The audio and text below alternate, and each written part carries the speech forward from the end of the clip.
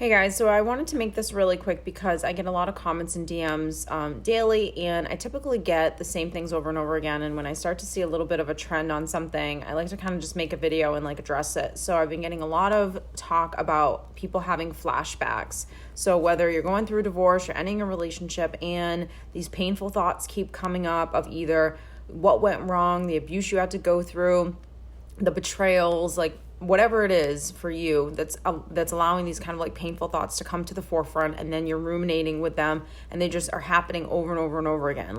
Your ex is in your dreams all the time, you can't stop thinking about them, and what happened, and all of those types of things. So I want to give you some tips on how to be able to help yourself when you are having flashbacks. The first thing is I want you to understand why you're having the flashbacks. You're having them because you obviously went through some kind of trauma, betrayal. You went through something that in the moment of going through it, you couldn't really process it. And so you had to kind of put this experience in a place. And now you're at a place where you can have this breakdown, where you can have these obsessive thoughts kind of start coming to the forefront, because now you can actually start to really deal with them. So you're obviously in somewhat of a good space where you're open enough now to be able to kind of go back to that trauma or that situation or that experience and start kind of putting the pieces together and start really healing from it. Where people mess up in the healing process is when these flashbacks happen, these painful thoughts happen, they don't do the things that they need to do. Now, the first thing that you need to do is to be able to acknowledge that you're having a flashback and not feed it. So knowing, okay, these thoughts are coming up because I went through this experience, and in the midst of this experience, I obviously, for whatever the reasons were, couldn't really handle what was going on to the fullest extent that I need to in order to process this and move forward, move through this, and not let it stay stuck in me forever.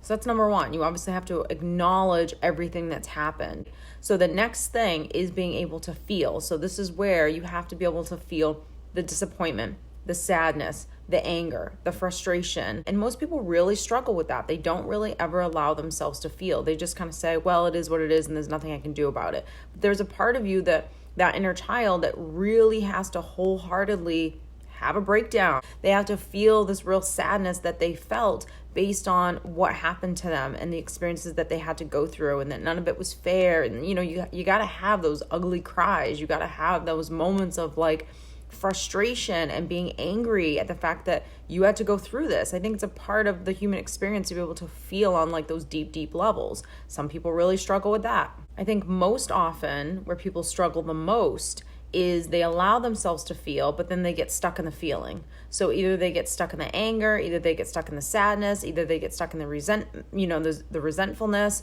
whatever, but they get stuck in that feeling and they can't ever move through it. The reason why you tend to get stuck in these feelings is because you're not either logically seeing the situation for what it is, or, you're taking such offense to what happened to you as if it had something to do with you. And, oh my God, it must be me, and that's why I attracted this into my life. And there's a big woe is me victim mentality. You haven't given yourself enough positive vibes, motivation, your own cheerleader, your own coach, or whatever it is that you want to call it, your own best friend, to be able to say, yep, you went through this and it wasn't fun. But a big thing is most people aren't their own cheerleaders. They're not their own therapists and coaches and best friends. So they allow themselves to feel, but they don't ever kind of give themselves that pep talk to help them get out of a space so they can logically understand what was happening. When I always talk about self-parenting, one of the big analogies is being able to be your own best friend. So if I'm having a flashback, I need to be able to validate, I need to be able to acknowledge the flashback is happening. I need to be able to validate that you have every right to feel the way that you feel, whether it's anger, frustration, sadness, whatever, just like a friend would, right? I'm not going to judge someone that's feeling angry because their husband or ex-husband left them or cheated on them, or their wife just took off and doesn't love them anymore. That's a feeling. You have to go through all those feelings, right? Obviously at the core of anger and sadness is just disappointment, right? That we have to process. But every feeling needs to be validated. So having the ugly cry, get the frustration out, yell and scream, do everything that you need to do within a healthy way, within parameters here. But the other thing is, once you're done feeling, someone has to then pick you up. which means someone has to be in your life. And this is where you come into play. You have to do this for you, where you tell yourself, look, this is what happened. None of it was okay, but we're going to be okay. We're going to be fine. This is where affirmations come into play, because you can't ever be your own cheerleader if you don't know what to say and you don't know how to handle yourself. That's why the analogy of the self-parenting is so important, because if you can detach from yourself to see what you're thinking as coming from someone else, then you can easily coach that person, help that person, love that person. But when we're in our own minds, we attach so much to every single thought that we have that we're not able to detach from it, to be able to logically see something or emotionally move away from it just for a minute, not to detach from how we feel, but just to give ourselves a little bit of space where we can actually see something for what it is so we can help ourselves. That's so important. The reason why you're a great best friend, a great daughter, a great son, a great husband, or whatever, is because you're detached from the person that you're helping, and you can see things for what they are, and you can give someone faith and hope, because that's all we have. And the reality is, the more you do this process of all of these layers, whether it's validation, whether it's soothing, whether it's, motivating yourself, you're going to be okay, we're going to be okay, we went through that, it's over now, and just that whole process, the more and more you do it, the flashbacks stop.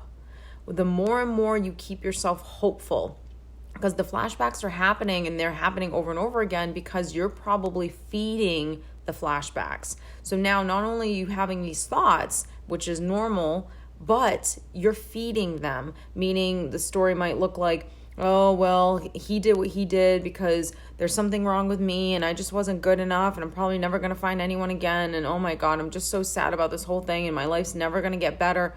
Those are the stories that keep you stuck.